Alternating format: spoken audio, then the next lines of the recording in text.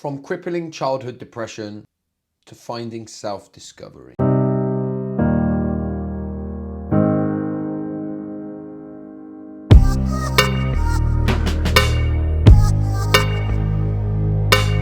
Welcome back to Irrepressible. Ordinary people, extraordinary resilience. And in this episode, I speak to the most definitely extraordinary Sharron. Sharron takes us on a journey where she was diagnosed as having some of the most severe childhood depression that the psychologists had ever seen. Now, though Sharron contests that, she goes on to talk about the difficulties she had growing up, feelings of low self-worth and shame and feeling like she needed to measure up, and how she took that into her adulthood and was constantly trying to find the answers, the searching for the why this all happened to her, and has now reached a stage in her life, though she still struggles like many of us do, she's found more peace in no longer searching for the why and just being able to live in the day and present in the moment. What I really liked about this interview is the way that Sharron made me feel less alone about my own struggles with her raw and open honesty, never fully trying to diminish her experience, but never kind of fully over identifying with it either. Sharron has a way of normalizing some of our struggles, making them feel more human in spite of some of the real difficulties that we all struggle with. I kind of related to everything that Sharron talked about to some varying degree, and I really do think that people that watch this will too. And I really think you should sit back and enjoy this interview in the way in which I enjoyed partaking in it. If this is the first time that you've ever been here, as ever, please do make sure that you have subscribed and you turned on the notifications so you know each and every time we post a video. Sharron, I'm very excited about this. Sharron, how are you doing? Hi Josh, I'm feeling good because I'm seeing you. Good to hear, good to hear. Look, before we get into this, why don't you just tell us a little bit about who you are and what you do in the world? I'm Sharron, I'm 46. I've been a personal trainer for 30 years and I'm also a mental health first aid instructor. And I've also been living with depression and anxiety most of my life since the age of, diagnosed since the age of 11. Wow, okay. So you literally got a diagnosis right when you was a child and it's kind of stuck with you on and off. Yeah, so I started having experiences that didn't fit right with me from about the age of 9. Right. And I stopped going to school. I was really anxious, really anxious. And I have an identical twin sister. And back then, you were always treated as one person. So she was kind of sailing it at school. She was very academic, my sister, and I'm not. And we were always put in the same category. And I just felt like I couldn't keep up. And I think it just made me have a undesirable association that school was something to fear. And I went to a good school. I had good friends. My teachers were kind, but I just had this underlying fear that if I couldn't keep up, what was going to happen. So my parents spent 2 years taking me to lots of different doctors, and they all said that childhood depression didn't exist, and that it was just growing stages. And it's only actually recently this year that I found out from my mum, or last year, that we ended up going to Great Ormond Street. But my parents paid for that privately. I only found that out last year. And, we came from very humble backgrounds, back in the days where my parents would cut the 25p off vouchers in newspapers and stuff. So, where they got that money from, I don't know. But even then, back then, going to Great Ormond Street, it was family counselling. You're there with your parents, so you couldn't necessarily express everything you wanted to. And my twin sister's also a psychologist, and she managed to get our medical notes from Great Ormond Street, and it actually said that Sharron had the worst case of childhood depression they'd ever come across. Now, I don't believe that to be true. In fact, I know it's not true, but I just think that not much was known about it at such a young age back then. So that's kind of how it all started. I managed to do a lot of work internally. Internet didn't exist then, so I read quite a lot of books. And I kind of came out the other side as it got to GCSE times, and so much so that I didn't care. I stopped caring. And my parents were like, do you know what? She's going to school, she's happy, we're happy. And then it kind of just kept, like mental health never on a continuum, right? So it's kind of gone up and down, up and down. And I'd say it's probably not until the last sort of certainly 3 years, possibly slightly longer, that I have been in a constant state really. So I am kind of positive and looking ahead to the future. And if I can be honest with you, Josh, I think that one of the biggest things that I battled with was always searching for why me. And I don't mean that as in a feeling sorry for myself way, but more like, why was I literally petrified, shaking in my boots, running away because I didn't want to go to school when everyone else seemed to be skipping in, going, I continually search for this reason why. And actually, as soon as I stopped searching and looking at the present and what can I do to make today better, it was a massive game changer for me. What, and that was like a realization that you've had just recently, in like when I say Yeah. recently, last 3 or 4 years. Yeah, maybe slightly longer. I think there was a light bulb moment where I thought a lot of my struggles were very much internal, and the overwhelming feeling that I've probably got now talking to you is I'm not good enough. I've always had this feeling of I'm not good enough.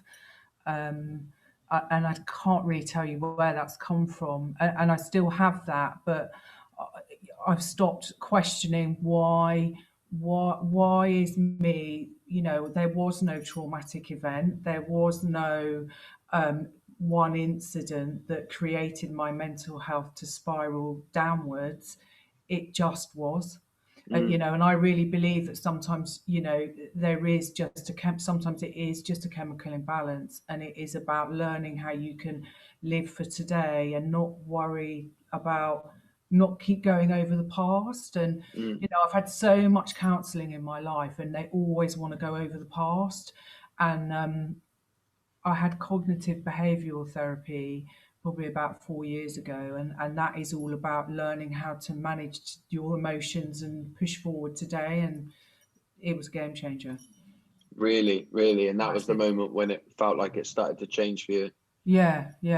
Have you ever read a book called The Dandelion and the Orchard? No. There's a question for you. The reason I say it, I've actually only just started reading it, and it looks into the idea that you can have two people, and a dandelion will grow and prosper wherever it is, whatever its environment. It just seems to be able to do it. Yeah. And then I'm sure it's the orchard. The orchard struggles much more deeply with everything that life throws at it, Yeah. but that sensitivity that it has within it, the orchard will always grow with the right help and support. And when it finds what's right for it, it will grow into like something very beautiful, but it's very Yeah. different to the dandelion. Yeah. And when you talk about you and your twin, it just kind of Yeah. resonated for me. And that's not to say she hasn't had her struggles as well. We all have struggles. That's normal parts of life. And we're incredibly, I'm fortunate. I've got an incredibly close family. But I could question it all day, but I'm never going to come up with one answer. There is no one answer. I think we stood out because we're identical twins. We're both tall. We're both 6 foot, so we would always stand out for that. And I think we were teased at school. I wouldn't use the word bullied, but we were teased quite often behind our back, and then you'd find out as you do at school. And some of that I probably have brought forwards into my adult life. And as much as you can do loads of work, and I can sit here to you and say I know I'm good enough. I say it to everyone all the time. You're more than good enough. But it doesn't take much for me to slip backwards, you know. And I think that, you know, if I could help one person, you know, we all say it, don't we? But if you could help support one person, then you're very rich. And I do feel very rich for that. I do feel very rich. Yeah, and look, I think there's a big thing for as children when we're trying to, we do a lot of that measuring up, right? I think even school to some degree is set up in a way that sets you to try and measure up. And I think when you have siblings of any kind, and it's probably heightened when you're a twin, if your sibling takes to school like a duck to water and you don't, then naturally as a child you're going to start feeling like, what's wrong with me? Why can't I do and achieve what my sibling does, right? And I think that can have quite an impact on you. And it's not about suggesting in any way that you have it harder than a sibling. It's just about the realities of what it's like to be a child trying to measure up in a world that seems to want us all to measure up, right? Yeah, and I mean, how she, you know, she's going to school every day, and everyone's probably saying, "Where's Sharon? Where's Sharon? Why isn't Sharon here today?" How she you know, that would have been stressful on her. I don't know how she managed that, because no one really understood this. You know, as much as you can look back and say this could have been done better and that was done wrong, I really do believe that what was done for me was done out of love and what they thought was right in, you know, in that moment. And I can remember being taken to school and the teachers came out and literally got me from the car and literally, you know, took me in their arms and pulled me into school.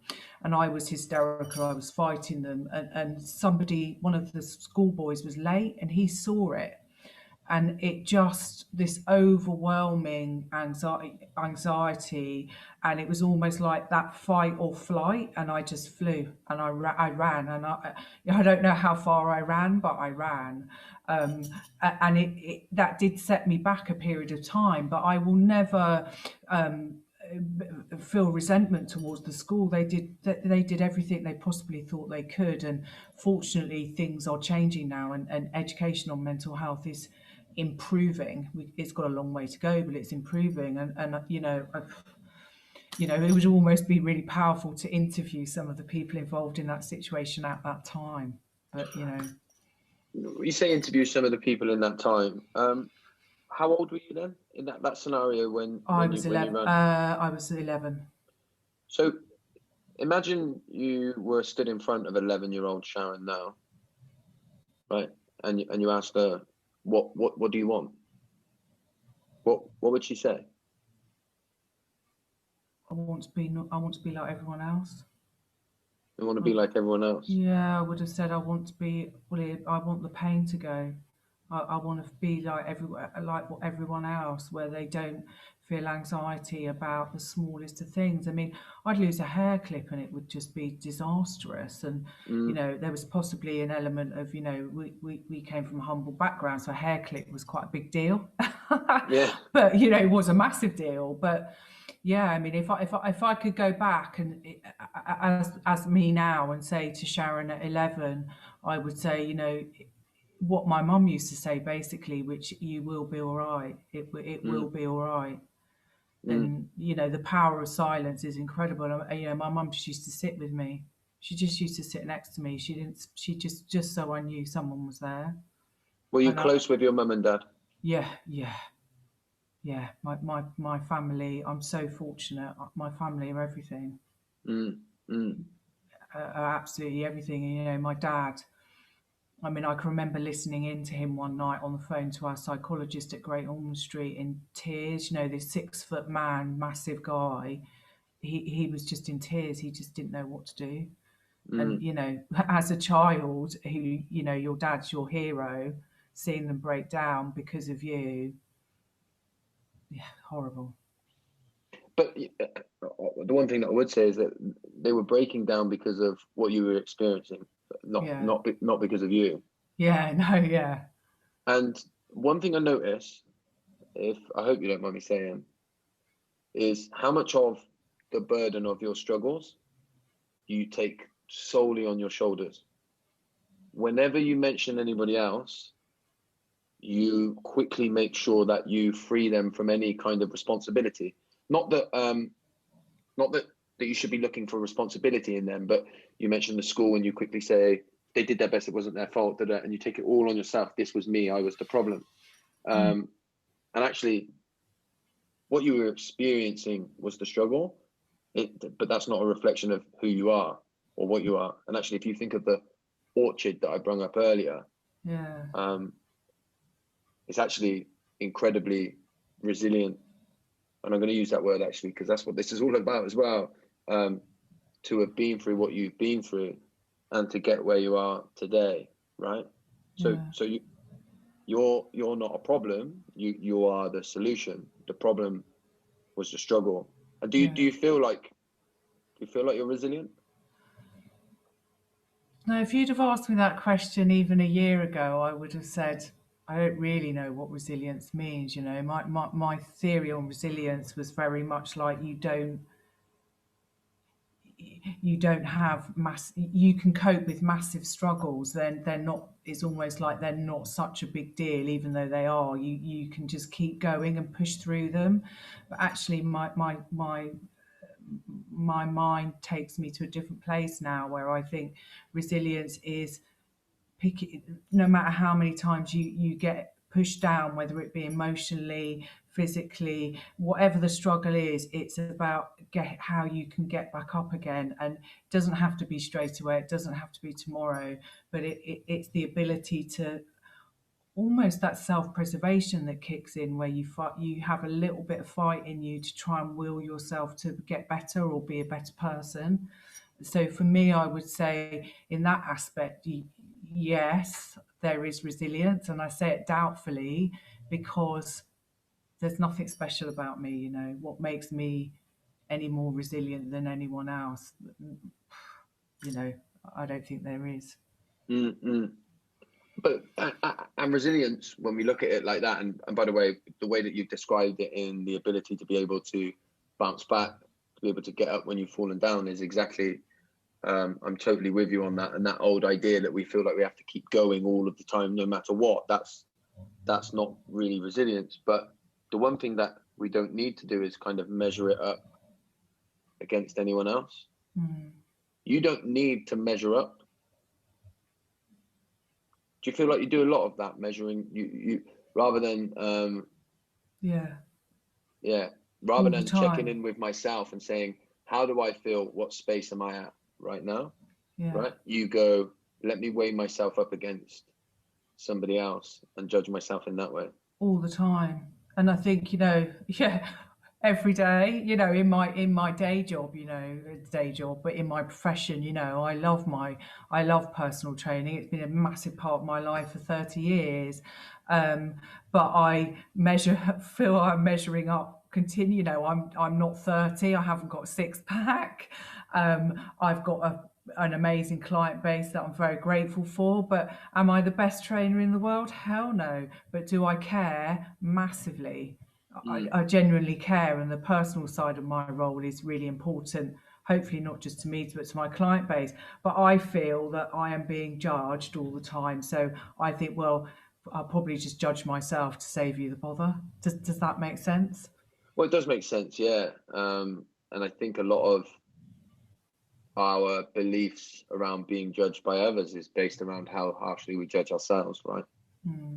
Yeah. And actually what you have, what I pick up on in what you've said, I think everybody judges themselves harshly.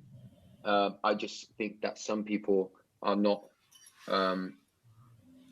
as tuned in and sensitive to it. You're very tuned in and in touch with what you're thinking and feeling. So when you judge yourself really, really harshly because you're so tapped into it. Your sensitivity to it is so high, which is in itself a gift. I'm sure it's probably why you've been able to do your professional work for as long as you have, because you offer something else, which is a tentativeness to the subtleties in what you deliver. Yeah, and you know, and I feel like I found my place in life now. You know, like I never openly spoke about my mental illness, until a couple of years ago. And, you know, I've lied all my life about it. Lied, I've got flu, I can't get out. You know, I can remember going to work one day, I pretended I had flu for 2 weeks. I was in the middle of what I call a physical and mental breakdown. You know, I had the mental health team supporting me, local authorities, and I can remember going to work with my head down, just getting through what I felt I could, which was one client at a time, trying to put on this overwhelming act of elation and excitedness when actually I'm just covering up a lot of pain, and going home to the mental health team waiting outside my house. And the police were there one day because I didn't answer the phone, and they were worried for my safety, because, you know, I was suicidal at that time, quite badly. And I let the police in eventually because I was so frightened that there's something might have happened. And I lied to them. I hadn't had a shower for God knows how long. You know, I like to look after myself, and that's another insecurity in itself. But I said, "Oh, I don't know, you've got the wrong person." And one of the policemen said, "Oh yeah, I know you from the gym. You're always that really vibrant girl. Oh, it must be a mistake." And they left. Wow. Yeah, and they left. And I remember thinking, I've got away with that. Yeah. Yeah. Always canoodling to kind of hide the struggle, right? Why do you think you've always hid it like that? Shame, because, you know, shame, embarrassment. I thought it would ruin my career. My career was already pretty much being ruined anyway by the fact that, you know, I wasn't present a lot of the time. Judgment, and definitely that lack of self-worth. Like, people struggle all the time. You know, mental health is at a massive mental health is at a massive high at the moment. So why would anyone want to even be interested in my story? And as somebody who's more open about it now, Yeah. what's been the reality? What's been the reality of you being open about it? Relief Yeah. is the first thing. Because the relief was an unexpected relief. I wasn't, you know, I put a post on Instagram like a lot of people do. It didn't go into the full details, went and hid under the duvet, which is a massive coping mechanism for me. And I went to delete it and saw loads of people had commented and written stuff. And I was like, wow. And the relief, that instant, I don't have to pretend anymore. And actually it's actually supported my own well-being in a way that I'm actually better, I'm more productive in a way, because I don't have to hide a secret anymore.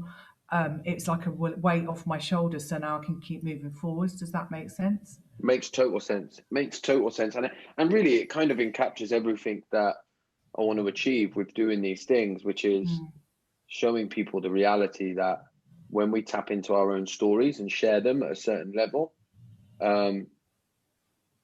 then the ways that we think and feel often make a lot more sense, right? Yeah. And the way that you've been able to share in this, to me, just shows pure strength and courage rather than the opposite of what we think is, you know, if we think that if we share our story, it's going to make us seem weak or fragile, when actually it makes you seem strong and courageous, you know? I'm not strong and courageous. I'm not strong and courageous. Why not? What makes you think you're not? I'm just a regular girl that has experienced something that not everybody has experienced. It's made me a better person for sure, but I'm not strong and courageous. What I'm really not, Josh.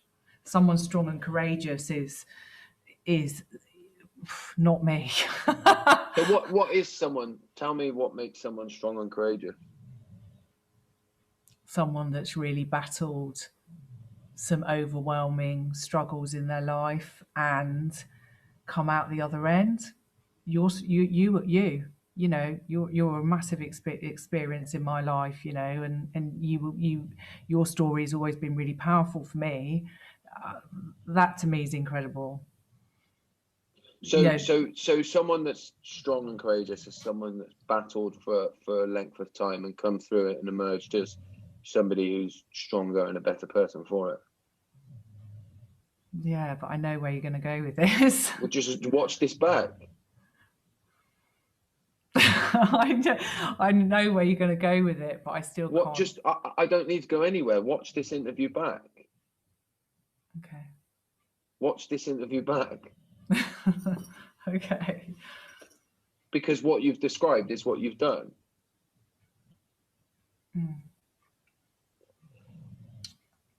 How does that feel? Emotional. Yeah. Because to hear it from someone else when you don't want to recognise it in yourself is quite humbling. What do you think you've learned about yourself, having experienced everything that you've experienced?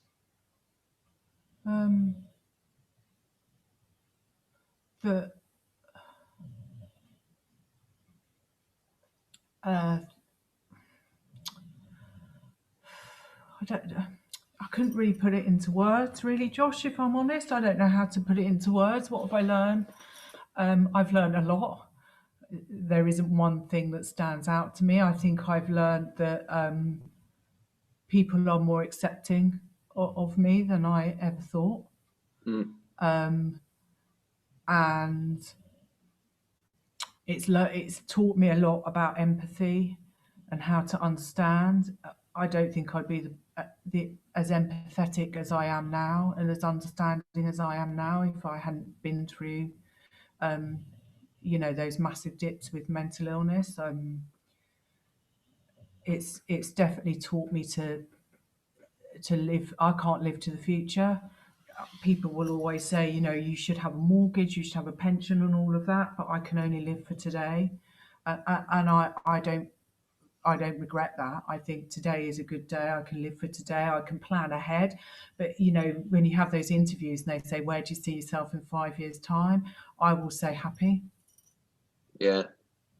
Happy. It's so powerful. That what you've just said there is just incredible. I'm a little bit conscious. I'm conscious of time, and I feel like we've been in this. I don't know what it's been, even 25 minutes, maybe. I feel like we've been on a massive journey, right? And genuinely hugely grateful. There is one more question I want to ask you because I think it's important.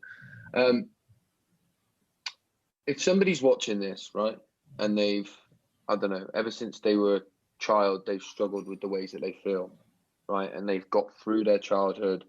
They've gone into their adulthood, they've had struggles, they've been down, they've been up, and it's every day's felt like a battle, and they're just getting through it, right? And they find themselves, in their adulthood now, having been through all of that struggle. What would you say to them? Thoughts are not reality. Your thoughts are not your reality. And believe in yourself a bit more. And it does get better. It can, and it does get better. I feel like if I'm living proof of anything, it's living proof of that. Yeah, that you can get through and things can improve. Yeah. And that is, if there's one thing that I've taken from this, it is that hope of, you talked about the being suicidal and having the mental health team and the police at the door. Yeah. And then where you are now, where you can live in the moment, be free and enjoy your life. I mean, if people can get to that space, having been through what they've been through, it's incredible, right?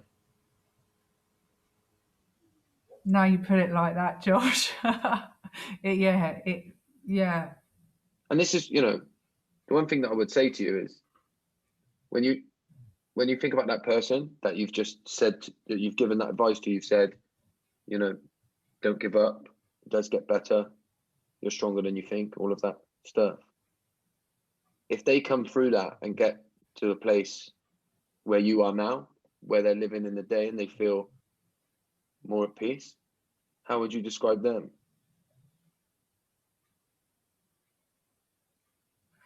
I describe them how I describe a lot of people, and I genuinely mean this, is heroes.